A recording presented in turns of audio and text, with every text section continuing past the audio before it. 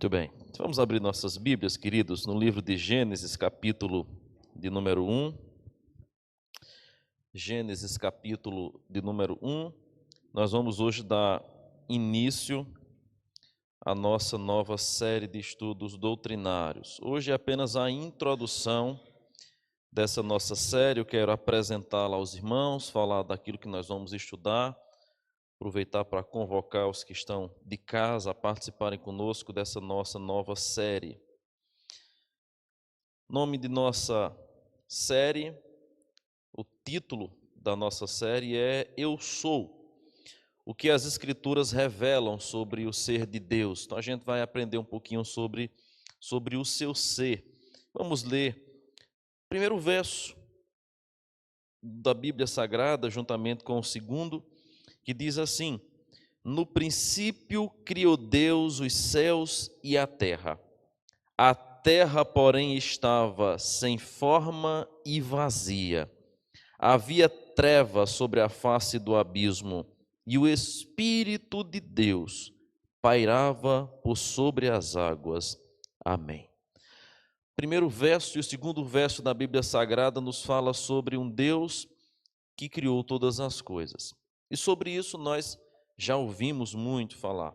Só que eu proponho com essa nossa nova temática, Eu Sou, aprofundarmos um pouco mais sobre o conhecimento do nosso Deus. Então, o que é que a gente vai estudar ao longo dessa nossa nova série? Eu trouxe aqui para os irmãos, para a gente começar, a indicação de alguns materiais, alguns dos que nós iremos utilizar. Não serão apenas estes, mas nós iremos utilizar esse livro de A.W. Pink, Os Atributos de Deus, uma extraordinária obra teológica, um pequeno frasquinho. É como que aquela história, né, que os pequenos frascos possuem as melhores essências.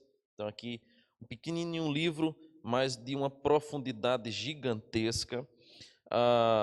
O outro de John MacArthur, Deus face a face com sua majestade, outra obra que trata muito sobre o ser de Deus e os seus atributos, e a principal delas, essa daqui. Depois da Bíblia Sagrada, o livro que eu mais amo é esse aqui. De todos os livros que eu tenho na minha biblioteca, esse foi o que eu mais sofri para comprar, porque eu tive que cobrir 33 livros para juntar o dinheiro de comprar esse, e é o que eu mais amo e já li e reli, e agora vou ter o prazer de mais uma vez ensiná-lo. O ser de Deus e os seus atributos. De todos os escritos de Heber Campos, que é um pastor presbiteriano, um excelente teólogo sistemático, esse aqui foi o melhor de todos que ele escreveu, sem sombra de dúvidas. E a gente vai beber muito dessa fonte aqui, o ser de Deus e os seus atributos. Só para a gente pincelar um pouquinho do que a gente vai falar. Tem mais material que eu vou usar, alguns eu ainda vou comprar essa semana, porque eu não tenho físico.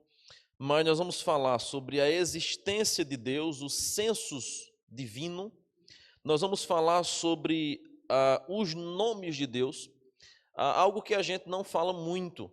E eu tenho muita vontade de explicar e ensinar sobre isso, à luz do que a Bíblia Sagrada nos apresenta no texto original sobre os nomes de Deus. A gente até canta uma musiquinha de Kleber Lucas que fala sobre os nomes de Deus, mas nós dificilmente encontramos um sermão ou um estudo que fale sobre os significados e o porquê da apresentação dos nomes de Deus e por que ele recebe vários nomes. A gente vai estudar sobre os nomes de Deus. A Trindade nós já falamos, e a gente vai partir então para os atributos desse Deus. Falaremos sobre a espiritualidade desse Deus, a independência, a imutabilidade, a infinitude, o conhecimento dele, a sabedoria, a veracidade, a bondade, o amor, a paciência, a misericórdia, a graça, a santidade, nós já falamos no acampamento, eu vou pular, a vontade soberana de Deus, o poder soberano de Deus, entre outras temáticas que nós vamos abordar sobre a pessoa de Deus. Então, se você participar, deixa eu colocar aqui o material, se você participar frequentemente dos nossos estudos, eu tenho certeza que você vai aprender muito, porque nós vamos de fato aprofundar essa temática, especialmente quando nós começarmos a analisar os atributos pertinentes a Deus. Eu comentava isso esses dias com minha esposa. Essa é uma área da teologia que nós mais necessitamos aprender e que, infelizmente, é que por vezes nós menos aprendemos. Se nós aprendemos sobre quem é Deus, o seu ser, os seus atributos, isso vai fazer com que a gente tanto entenda melhor toda a estrutura da Bíblia Sagrada, como também a gente venha a evitar todo tipo de heresia, de erro, de distorção bíblica. Porque quando nós conhecemos o Deus verdadeiro, automaticamente nós vamos evitando toda falsificação desse Deus. Então a gente vai estudar um pouquinho sobre isso ao longo dessa nossa série. Hoje, para nós começarmos um pouquinho a falar sobre isso, eu quero falar então sobre a solidão de Deus. Já ouviram essa temática? A solidão de Deus. É um tema estranho aos nossos ouvidos, porque dificilmente alguém fala sobre a solidão de Deus. Como assim? Como que Deus é solitário? Como que Deus poderia ser sozinho? O texto que a gente leu em Gênesis 1, versículo 1 e 2, nos mostra que, no princípio, aqui nós temos uma menção à eternidade, antes de todas as coisas, Deus criou os céus e a terra, mas aí o texto vai dizer que a terra era sem forma e vazia. O que havia era treva sobre a face do abismo e o Espírito de Deus pairava por sobre as águas. Nós temos o evento criativo aqui, narrado em Gênesis capítulo 1. Mas como eram as coisas antes de Deus criar a mim e a você, de criar o universo ao qual nós vivemos? Quando a gente olha então para a Bíblia Sagrada, nós vamos perceber que antes mesmo da existência de qualquer coisa, o nosso Deus eterno já existia. O Deus eterno, autossuficiente, já existia em sua total perfeição. Por isso, irmãos, nós precisamos de um conhecimento salvador e espiritual de Deus, e a maior de todas as necessidades humanas. Nós precisamos aprender sobre esse Deus, nós precisamos compreender sobre esse Deus. O fundamento de todo conhecimento verdadeiro de Deus só pode ser a clara compreensão mental de suas perfeições. Segundo as próprias Escrituras, vamos revelar sobre ele. A gente só pode conhecer a Deus à medida que a Bíblia Sagrada nos revela. Eu já falei sobre isso aqui. Até porque nós não teremos como adorar um Deus que nós não conhecemos. Lembra lá João 4, né? A mulher diz, nossos pais disseram que nós devemos adorar nesse monte. Jesus diz, vocês adoram o que não conhecem. Nós, porém, adoramos o que conhecemos, porque Deus é Espírito, e importa que seus adoradores o adorem em Espírito e em verdade. A ideia de verdade é conhecimento dele, baseado na verdade que ele mesmo revelou em sua santa palavra. Nós não podemos adorar a Deus se nós não conhecermos a ele verdadeiramente. Tem um texto aí de Jeremias 9, 23 e 24 que diz assim: assim diz o Senhor, não se glorie o sábio na sua sabedoria, nem se glorie o forte na sua força, não se glorie o rico na sua riqueza, mas o que se gloriar, glorie-se nisto, em me conhecer e saber que eu sou o Senhor. Faltou um Rzinho no final. Em me conhecer e saber que eu sou o Senhor. Esse deve ser o motivo de nossa glória. A glória aqui não é autoelevação, mas é motivo de nossa maior satisfação, contentamento, regozijo, conhecermos a Deus. Além disso, nós vamos perceber, dos que leem ocasionalmente a Bíblia, bem poucas pessoas sabem do caráter divino, da grandeza desse Deus, que inspira temor e concita adoração. Poucas pessoas que leem a Bíblia ocasionalmente vão se dedicar a observar as perfeições desse nosso Deus. Normalmente as pessoas se detêm em observar promessas pessoais, em ver as vitórias que Deus pode dar, até alguns aspectos da salvação, do que Cristo fez, mas nem sempre as pessoas se dedicam a observar com cuidado e cautela as muitas características que há no ser do nosso Deus. E aí, nós vamos encontrar lá em Êxodo capítulo 15, versículo de número 1, a seguinte expressão: ó Senhor, quem é como tu entre os deuses? Quem é como tu, glorificado em santidade, terrível em louvores, operando maravilhas. O texto foi lido aqui no início da nossa liturgia. Quem é como tu? A quem Deus pode ser comparado? A quem nós poderemos comparar ao Senhor? E isso tudo, irmãos, nos mostra claramente esse aspecto da solidão de Deus. Claramente nós entendemos esse aspecto da solidão de Deus, porque ele não pode ser comparado por ninguém. E aí a W. Pink vai dizer o seguinte, ó: houve tempo, se é que pode chamar tempo, em que Deus, na unidade de sua natureza, habitava só, subsistindo igualmente em três pessoas divinas. Na eternidade, antes da criação do mundo e de mim e de você, Deus já existia sozinho. Nós cremos em um Deus que subsiste em três pessoas. Nós cremos na unidade da deidade, mas é um só Deus. E como é que ele vivia sem nós? Vivia só. Vivia sem presença humana, sem presença animal, sem presença do mundo criado. Mas ele já era Deus. Por isso que a gente fala então sobre a solidão de Deus.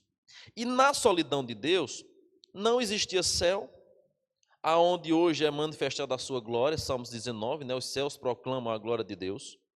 Na solidão de Deus não existia a terra que lhe ocupasse a atenção. Ele é o Deus provedor, ele é o Deus que sustenta a terra, ele é o Deus que cuida de todas as coisas. Então, não havia nem céu que apresenta a sua glória, nem havia terra que lhe ocupasse a atenção no aspecto de ele providencialmente cuidar de todas as coisas. Não existiam anjos para lhe entoar louvores. Há uma falsa concepção, e um dia eu pretendo falar mais à frente, não sei nem quando, mas um dia, se Deus permitir, falar sobre angiologia, a doutrina dos anjos. Eu já falei aqui rapidamente na igreja, assim, bem pinceladamente, sobre essa doutrina, mas algumas pessoas acham que os anjos são eternos como Deus é. Não é, não é. Os anjos, assim como os homens, foram criados por Deus. Ocupam funções superiores, são incorpóreos, não têm natureza humana. Algumas vezes se apresentaram em forma humana, como a gente vai encontrar no Antigo Testamento, mas são criaturas. Você vai ler Hebreus e a Bíblia Sagrada vai dizer que são ministros a serviço dos servos de Deus, a serviço do próprio Deus. Então são criaturas, não são criadores, ou co-criadores, ou co-redentores, ou eternos como Deus é. Não existia anjos, não existia anjos para entoar louvores ao Senhor. Nem existia um universo para por ele ser sustentado por sua palavra poderosa. Lá em Hebreus 1 vai dizer que Deus é aquele, que Cristo é aquele que sustenta todas as coisas pela palavra do seu poder. Não existia ainda um universo para ser sustentado assim. Não havia nada, não havia ninguém, senão o próprio Deus. É a solidão de Deus. Mas, não durante um dia, não durante um ano, nem durante uma noite, mas durante toda a eternidade, pois o nosso Deus, ele é eterno. E durante essa eternidade, que a gente chama de eternidade passada, antes da criação do mundo, Deus sempre esteve só. E como é que ele esteve? Completo, suficiente, satisfeito em si mesmo e de nada necessitado. Pastor, mas antes de Deus criar mim, antes de Deus criar o universo, então acho que o bichinho ficava muito triste, né? Chorando, eu estava sentindo falta de alguma coisa, nada disso. Antes da existência do universo, o que a Bíblia nos mostra é que Deus já era eterno, que já era completo, já era suficiente, já era satisfeito em si mesmo, não necessitava de absolutamente nada e não criou a mim e a você por necessidade própria e pessoal. Criou para o louvor de sua glória, como a gente vai ver mais à frente. Então, como é que Deus estava na sua solidão? Muito bem, obrigado. Porque o único que não ficou bem na sua solidão foi o homem, que ele disse, não é bom que o homem esteja só. Mas com respeito a Deus, ele estava muito bem, obrigado, habitando trinitariamente o Pai, o Filho e o Espírito Santo, uma deidade, um só Deus. E aí a gente vai perceber claramente, irmãos, como que a solidão de Deus deve ser vista por nós antes de entrarmos nos demais atributos dele, porque isso vai nos fazendo realocarmos a nossa mentalidade que nós temos do Deus Criador. Com respeito à criação, nós vamos ver que se um universo, ou anjos, ou seres humanos, lhe fossem necessários de algum modo, eles teriam sido chamados por Deus durante toda a existência da eternidade. Não haveria tempo para Deus dizer assim, antes de formar a terra, antes de formar você, eu pensei assim. Se nós, de fato, fôssemos necessários para Deus, no sentido que Deus precisa desesperadamente do homem, a humanidade e a terra, ela existiria desde todo sempre. Só que não é assim que as coisas aconteceram. E a gente vai ver claramente como que Deus veio a criar todas as coisas depois. Mas antes mesmo de criar todas as coisas, Ele mesmo vai dizer o que pensava na eternidade, o que fazia na eternidade, o que designava na eternidade. Quando fala sobre a eleição, sobre os seus desígnios, sobre os seus decretos, tudo isso em referência à eternidade, antes de eu e você existir. Então, Deus não criou a gente porque Ele necessitava disso. Ao serem criados, nada acrescentaram a Deus essencialmente. Como é que a gente prova que Deus não necessitava da gente? Porque quando Ele nos criou, isso não alterou em absolutamente nada o seu ser. Malaquias 3,6 diz assim, porque eu, o Senhor, não mudo. O que é isso? Ele é imutável. A gente vai estudar, Deus quiser, mais à frente, a imutabilidade de Deus. Pense no assunto extraordinário que a gente vai estudar aqui depois. Porque Deus é imutável, Ele nem aumenta, nem diminui, nem melhora, nem piora, nem ama mais, nem ama menos, nem vai para frente, nem para trás, no aspecto de progressão. Ele é o mesmo hoje e será eternamente. Não tem ruga na sua face, não tem cabelo branco na sua essência, não tem canseira nas suas pernas, nada disso. Ele não fica mais inteligente com o passar do tempo, mais sábio, ele não fica menos inteligente, nada disso acontece com Deus. Ele é exatamente o que é todo sempre, não muda. Mas por que então ele nos criou? Ele nos criou para o louvor de sua glória, visto que nem pode ser aumentada a sua glória, nem ser diminuída, ele nos criou pela sua própria vontade, para que nós lhe dessemos glória. E aí a gente vai perceber claramente, irmãos, que porque Deus nos fez e porque Deus nos criou voluntariamente, isso mostra claramente esse aspecto que ele não estava nem sob coação, nem em obrigação, nem em necessidade alguma de criar. Ele resolveu fazer num ato puramente soberano. Algo que a gente vai falar mais à frente, é a soberania de Deus. Soberanamente ele decidiu criar a gente e determinou isso, conforme diz Paulo em Efésios 1,11, segundo o beneplácito de sua vontade.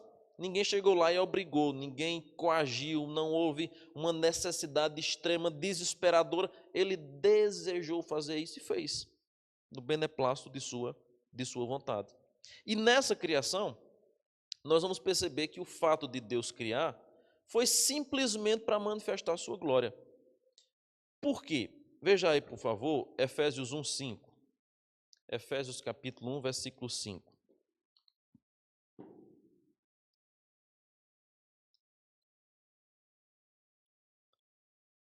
Diz assim, nos predestinou para Ele, para a adoção de filhos, por meio de Jesus Cristo, segundo o beneplácito de sua vontade.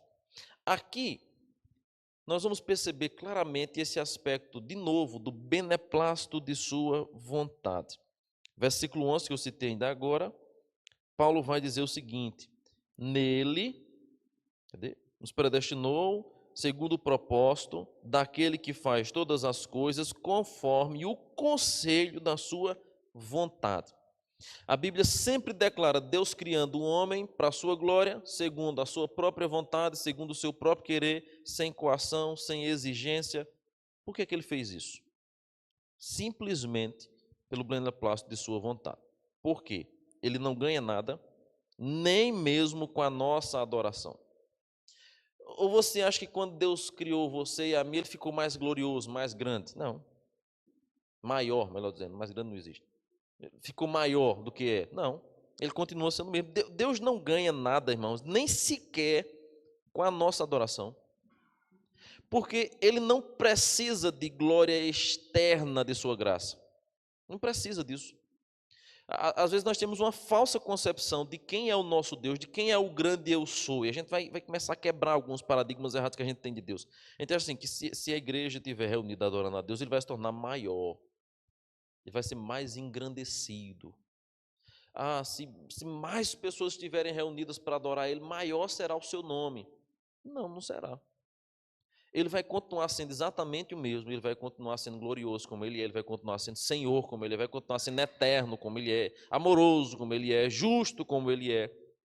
Ele exige de nós essa adoração, mas no final das contas ele não ganha absolutamente nada a mais com isso, porque ele não precisa disso. Somos nós, na verdade, que necessitamos claramente disso. Por isso que a gente, quando fala sobre a solidão de Deus, é como que a gente estivesse pisando em terra estranha. É esse o subtítulo agora, pisando em terra estranha. Porque é algo que, para a nossa concepção, para o nosso entendimento e para aquilo que a gente habitualmente está acostumado a ouvir, contraria completamente a ideia que nós temos de Deus. A gente foi criado, por vezes, no Evangelho, apelativo. E as pessoas até, às vezes, questionam por que a gente não faz apelo. Nada contra apelo, irmãos.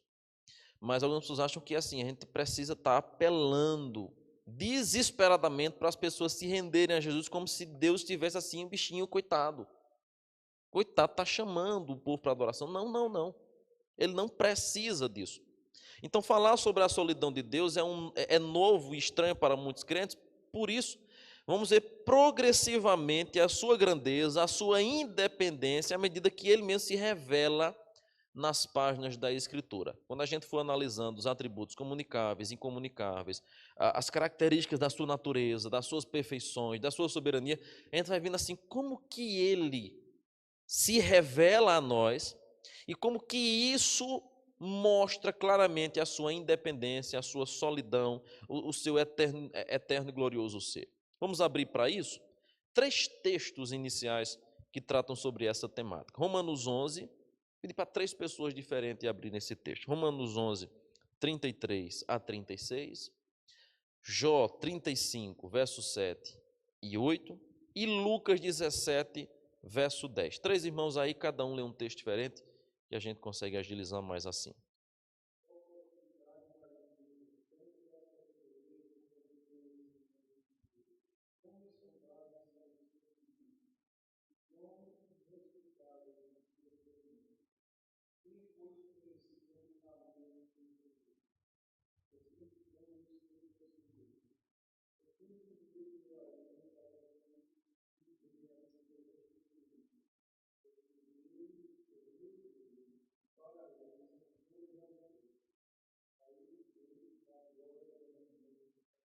Amém. Esse é um texto que a gente sempre recorre quando fala sobre o ser de Deus, a sua eternidade, a sua grandiosidade.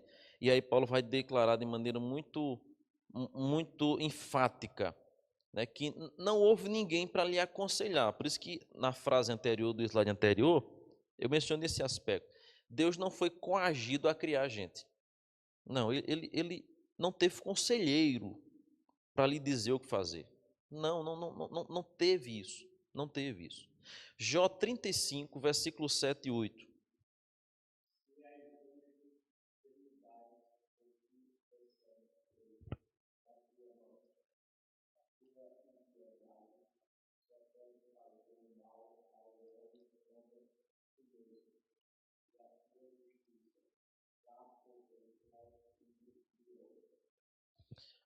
Aqui nós temos uma pergunta que é feita. Acaso a impiedade só pode fazer mal ao homem como tu mesmo, e a tua justiça dá proveito ao filho do homem, na continuação das perguntas que vão sendo feitas? Quando a gente chega lá no versículo de número 10, diz assim: mas ninguém diz, onde está Deus, que me fez, que inspira canções de louvor durante a noite, que nos ensina mais do que os animais sobre a terra e nos faz mais sábio do que as aves dos céus. Aí, versículo 13: só gritos vazios Deus não ouvirá, nem atentará para eles o Todo-Poderoso. Aqui nós temos Jó fazendo alguns questionamentos. Tem até uma musicazinha de Josué, acho que é Gonçalves, eu acho o nome. Acho que é Josué Gonçalves, não é o pastor não, é outro, que canta uma música inspirada nesse texto aqui. Jó agora questiona o seguinte: acaso a sua obra, acaso os seus feitos de justiça vai mudar alguma coisa em Deus? Vai fazer com que ele seja mais justo?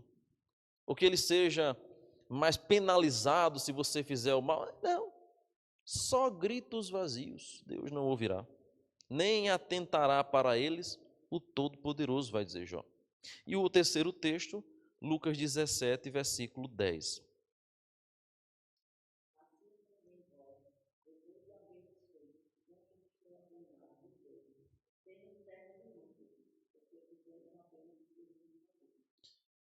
Dizeis, somos servos inúteis. A ideia agora é, nós podemos tributar, glória a Deus, nós podemos adorar, mas veja, nós somos apenas servos inúteis. O que é que isso nos mostra? Então a gente está se reunindo em vão, então a gente está fazendo aqui uma perca de tempo, porque a gente está fazendo inutilmente. Não. Acontece que de tudo que Deus nos exige que nós venhamos a fazer, não é para que ele seja maior, melhor, é para que nós mesmos venhamos a crescer. É curioso isso, eu sempre menciono isso quando eu falo sobre adoração a Deus. A gente nunca se reúne para adorar a Deus cantando louvores para nós mesmos. Por isso que eu tenho constantemente pegado no pé, pedido para tirar uma música ou outra. Os louvores que a gente entoa não devem ser voltados para mim, para eu. Você pode até ouvir em casa, então não tem nenhum problema botar lá Alice Maciel, aquele 500 graus de fúria e poder, aquela mulher lá que esqueci, Cassiane. Você pode até ouvir Vitória Tem Sabor de Mel. Você pode ouvir qualquer canção, qualquer música para o seu entretenimento, para a sua edificação pessoal, para o seu ânimo pessoal. Você pode ouvir, não tem nenhum problema. Mas quando a gente se reúne para adorar a Deus, se a gente vai adorá-lo aqui em espírito e em verdade, ele não vai receber uma adoração de todo jeito. Não vai, ele vai receber a adoração que é de fato para ele, entregue a ele, totalmente voltada para ele. Só que é interessante porque a gente vem aqui, canta louvores para ele, tu é a glória, teu é o poder, tu é a majestade, tu és o Senhor, tu és o Salvador, e a gente é que sai edificado. É isso que acontece aqui nesse processo. A gente eleva a Deus e tributa a Deus todas as maravilhas e glórias porque ele é glorioso, mas no final das contas, quem é edificado com isso? É eu e você. Nós somos edificados com isso. Deus não precisa dessa adoração. Ele exige de nós, mas ele não precisa. Agora eu e você precisamos. Eu e você precisamos. Então, Deus é tão glorioso em seu ser que nem mesmo nossa obediência dará proveito a ele. Não pense você que Deus, assim como o pai e uma mãe terrenal, que nós somos, vai ser mais glorificado se nós formos mais obedientes. Eu, como pai, sou mais honrado quando os meus filhos me obedecem. Naturalmente, todo pai, toda mãe é mais honrado quando os filhos são obedientes. Nós somos mais honrados. A gente carrega aquela ideia assim, eu fiz o serviço direito. Embora tenha tantos que façam bem direitinho, mas os filhos ainda assim, rebeldes por natureza, continuam fazendo o que é errado. Ensina o menino bem direitinho a vida inteira a andar corretamente, a não roubar, a não se envolver com droga, não se envolver com gente errada, ensina na igreja, nos caminhos do Senhor, tudo você faz o papel direitinho e ele obstinadamente resolve fazer o que é errado. Não é culpa sua, mas nós, invariavelmente, gostamos de nos gloriar um pouco mais quando assim, não, meu filho anda direitinho. Eu fiz um bom serviço, eu fiz um bom trabalho. A gente tem esse sentimento assim no nosso coração de achar que o resultado dos nossos filhos é inteiramente resultado daquilo que a gente fez corretamente. Bem verdade, nós temos a obrigação, a responsabilidade, Deus irá recompensar isso, mas nem sempre sai como a gente planeja, porque a gente vive numa realidade caída, aonde o pecado distorceu completamente a realidade que Deus intencionava na criação para todos nós. Só que com Deus não funciona assim. Deus não é mais glorificado quando a gente é obediente. Ele continua sendo o mesmo. Continua sendo o mesmo. É o contrário, na verdade. Nós é que somos melhores ou mais beneficiados quando nós somos obedientes. Você vai ler lá Deuteronômio, nós temos lá um texto que fala sobre bênçãos e maldições. Você lê o 5º mandamento, nós temos o 1º mandamento da 2ª tábua da lei, que fala do relacionamento de uma pessoa para com a outra e que mostra um mandamento com promessa: honra teu pai e tua mãe, para que se prolonguem os teus dias sobre a face da terra. Porque o Senhor visita a iniquidade dos pais nos filhos até a 3ª e 4ª geração. A ideia é: eu obedecerei. Quem será beneficiado com isso? Não vai ser Deus, não. Ele continua sendo o mesmo Deus. Você estará sendo fiel a Ele se for obediente. Mas Ele continuará sendo fiel do mesmo jeito que é. E você será mais beneficiado se for obediente. Então, Deus é tão glorioso em seu ser que nem mesmo a nossa obediência dará proveito a Ele, porque Ele não precisa.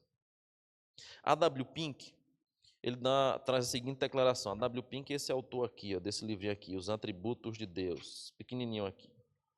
É que o nome dele é estranho, aí todo mundo conhece como A.W. Pink, mas o Pink também para mim é estranho demais. Enfim, é o nome do homem. Ele diz assim: Nosso Senhor Jesus Cristo não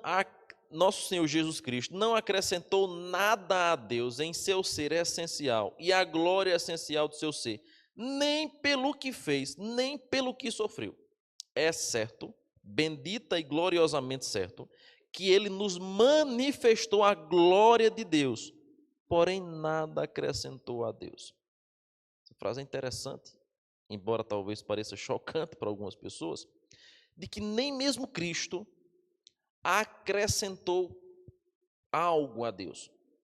Hebreus vai dizer que Cristo é o resplendor da glória de Deus. Ele nos comunicou, nos apresentou a glória do Pai. Só que até mesmo a obra de Cristo na cruz do Calvário não acrescentou algo em Deus, apenas revelou algo em Deus. O que é que a gente vê revelado na cruz do Calvário ou em Cristo Jesus sobre Deus? O amor, justiça, misericórdia, a bondade, a paciência, inúmeros outros atributos que a gente pode ver. Só que esses atributos são manifestados daquilo que ele já é, não aquilo que acrescentará em Deus. Então Deus não se tornou mais amoroso depois que Cristo morreu na cruz. Deus não se tornou mais misericordioso depois de Cristo, mais irado por causa da rejeição dos pecadores a Cristo. Não, ele continuou sendo o mesmo. Jesus apenas revelou quem ele era. É isso que a W. Pink quer comunicar, de que nem Cristo acrescentou nada a Deus, ele apenas revelou, até porque ele é Deus. Lembra lá Filipe dizendo a Jesus: mostra-nos o Pai. A Jesus: Filipe, há tanto tempo eu estou convosco, como é que você diz, mostra-me o Pai? Quem vê a mim, vê o Pai. Ele é a imagem, o resplendor, a expressão exata do seu ser, diz Hebreus capítulo 1. Então, o Salmo 16 vai falar sobre Cristo. Nós temos muitos salmos messiânicos. O Salmo 16 é um desses salmos, e o versículo 2 diz assim: não tenho outro bem além de ti. É certo que Deus é honrado e desonrado pelos homens, não em seu ser essencial, mas em seu caráter oficial. Deixa eu explicar isso aqui. Deus é honrado e desonrado pelos homens, não em seu ser essencial, mas em seu caráter oficial. Vamos explicar aqui essas duas palavrinhas e essas duas diferenças. Deus não pode ser maior do que é, nem melhor do que é. Ele é o que é. Só que a Bíblia nos manda a gente obedecer, glorificar, honrar ao Senhor. A gente lê isso todo domingo aqui: honrar ao Senhor com as primícias, né, dos teus bens e tal, tudo mais. Então ele pode ser honrado. Ao mesmo tempo ele pode ser desonrado, que a Bíblia Sagrada fala sobre a desonra ao Senhor. Lá o Salmo 14, diz o insensato no seu coração, não a Deus, se corrompe, pratica todo tipo de maldade. Ele pode ser honrado, pode ser desonrado, e a gente tem base bíblica suficiente para isso. Mas eu acabei de dizer aos irmãos que Deus não pode nem melhorar nem piorar, que nossa adoração, obediência ou desobediência, nem aumenta nem diminui nada em seu ser. Então como é que a gente entende agora essa confusão aí de que Deus é honrado e desonrado pelos homens, não em seu ser essencial, mas em seu caráter oficial. Se você for na prefeitura de Bom Conselho, lá na frente eu acho que tem 3 bandeiras. Se não tem, deveria ter. A bandeira do município, do estado e do país. Toda prefeitura, todo órgão público federativo tem essas 3 hastes estendidas lá. 3 bandeiras. Estado, município, estado e país. Você se zanga com o governador do estado de Pernambuco e, de repente, em um ato de protesto, você vai na prefeitura, em uma hipótese, e picha a bandeira, escreve na bandeira do estado um monte de palavrão, faz um ato, esculhamba o governador, diz um monte de coisa, depois bota fogo na bandeira, derruba a haste lá, bota uma frase ofensiva e aquela coisa toda, você pode fazer isso. O governo, ele será oficialmente ofendido. Você está ofendendo ao Estado, ou ao país, ou ao município, de acordo com a quem você esteja se dirigindo. Mas o governador, em seu ser, em seu caráter, a sua natureza física, não vai ser ofendida por você. Você pode rasgar a bandeira, pichar, queimar, mas o governador não vai sentir isso na pele, porque isso não vai afetá-lo essencialmente. É essa ideia que a gente quer transmitir aqui quando a gente diz assim: Deus pode ser honrado e desonrado pelos homens, não em seu ser essencial. A natureza de Deus, ela não muda. Quando a gente falar sobre a imutabilidade de Deus, nós vamos entrar naquela grande polêmica. Ah, pastor, mas a gente diz que Deus é imutável. Mas como é que então a gente encontra textos em que diz que Deus se arrependeu? Que Deus mudou de ideia? Ora, Deus então é contraditório, eu vou explicar. Qual a diferença disso baseado na natureza essencial e a natureza oficial? Então a gente observa claramente que Deus pode ser desonrado assim. Então eu desonro a Deus com a minha vida. Eu descumpro ou quebro os seus mandamentos. Eu dou mau testemunho. O que é que eu estou fazendo? Eu estou desonrando o caráter oficial de Deus, porque eu carrego o seu nome. Terceiro mandamento. Honra o Senhor. Não tomarás o nome do Senhor em vão. Qual é o inverso disso?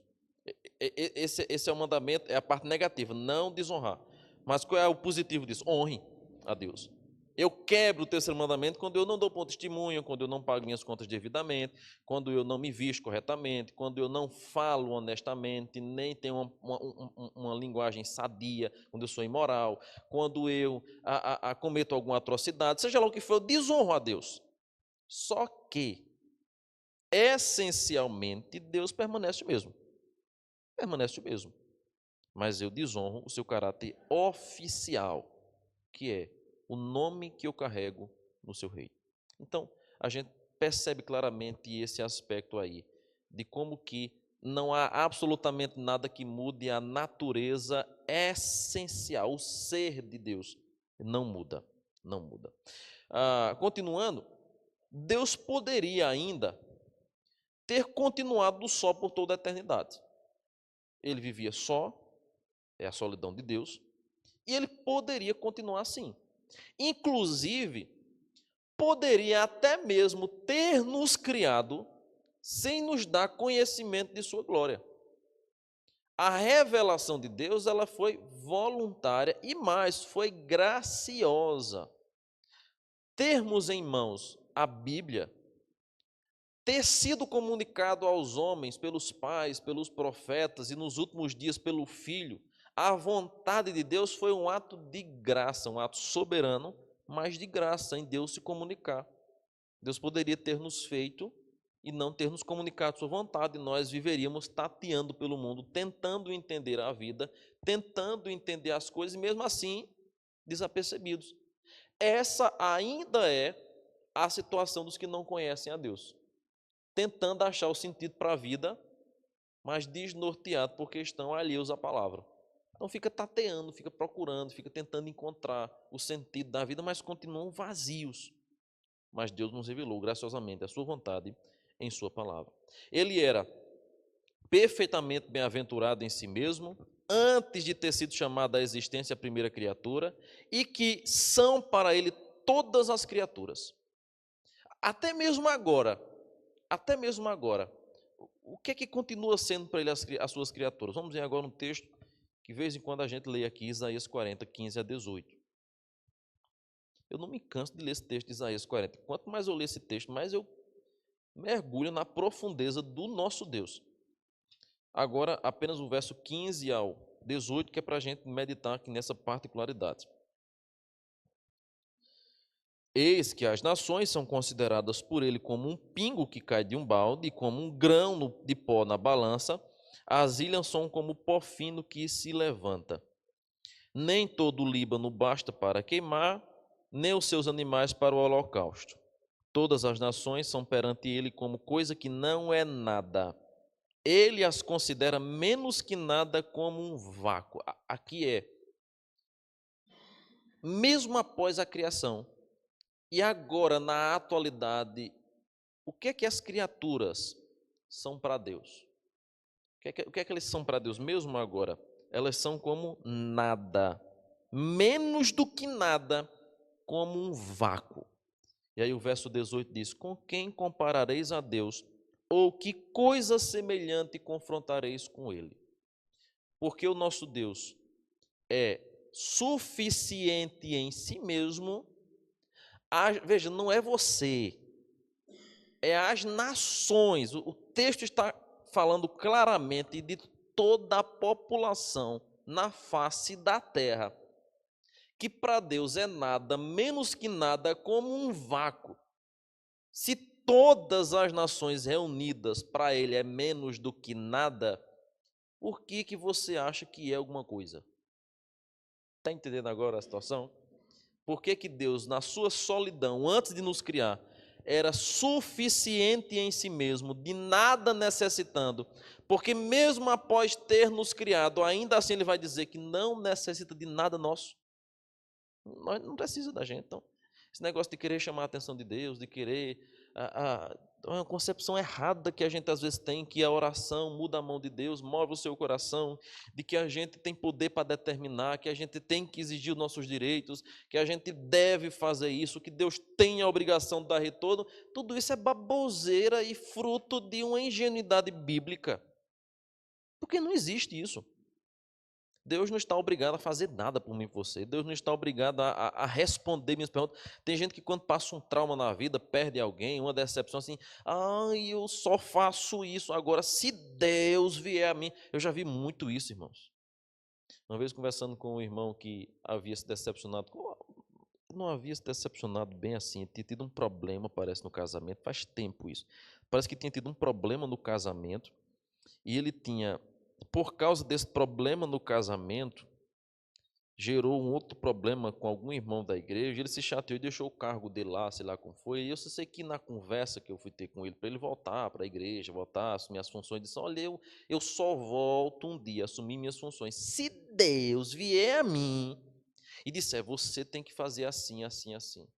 Eu digo: pronto, então fica aí no seu lugar, que Deus não vai fazer isso não, que Deus não tem obrigação nenhuma para estar vindo dar satisfação a você, para massagear o seu ego e para dizer o que é que você deve fazer ou não fazer, porque Deus agora está se sentindo obrigado. A gente tem às vezes esse sentimento, né, de empoderamento divino, e achar que Deus tem um dever, a obrigação de vir me dizer, me mostrar, me explicar por que minha mãe, meu pai, meu filho, fulano morreu antes do tempo, não sei o quê. Irmãos, se as nações são consideradas menos do que nada, quem é você na fila do pão? Um pecador, miserável, menos do que nada, menos que um pontinho no universo que o grande Deus criou. E esse Deus que a Escritura Sagrada nos revela é o Deus que continua, por vezes, desconhecido para muitos.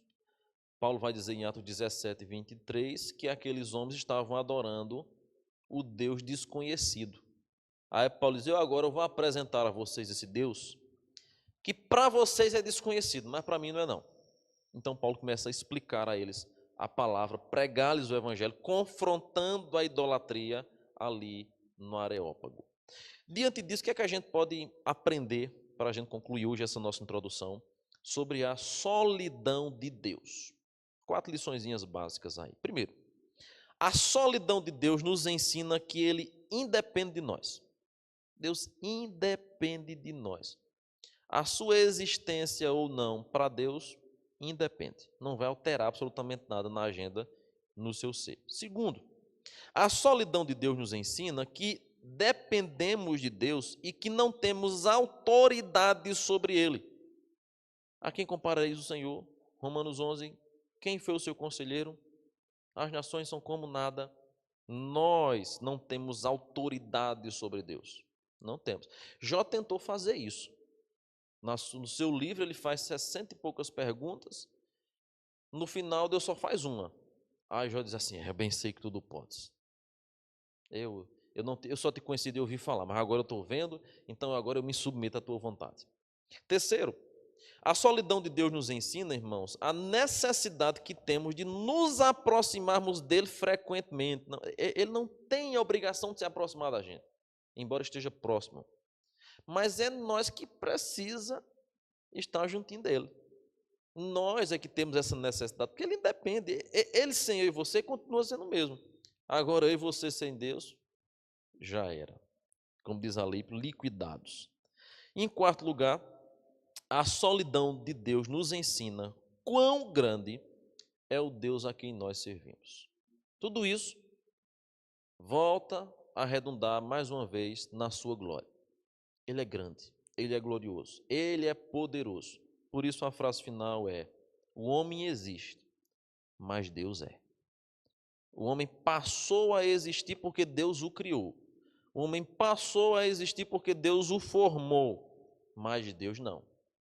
Ele é: eu sou o que sou. Não teve começo, não tem fim, não tem meio, não tem fim.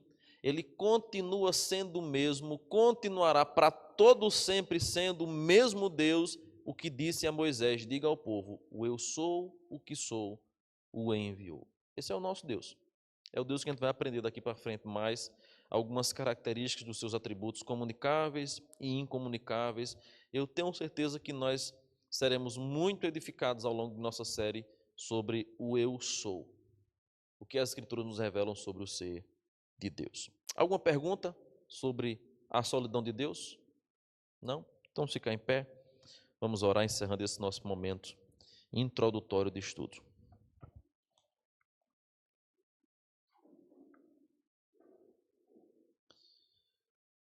Muito bem.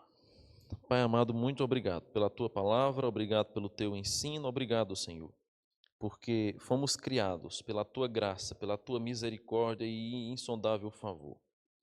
Obrigado, Senhor, porque mesmo sem ter obrigação nenhuma para conosco, e mesmo sem merecermos absolutamente nada de ti, ainda assim, com a tua graça, com a tua misericórdia, o Senhor nos fez, o Senhor nos sustenta, o Senhor cuida de nossas vidas, o Senhor está presente em todos os momentos ao nosso lado. Nós te agradecemos, ó Deus.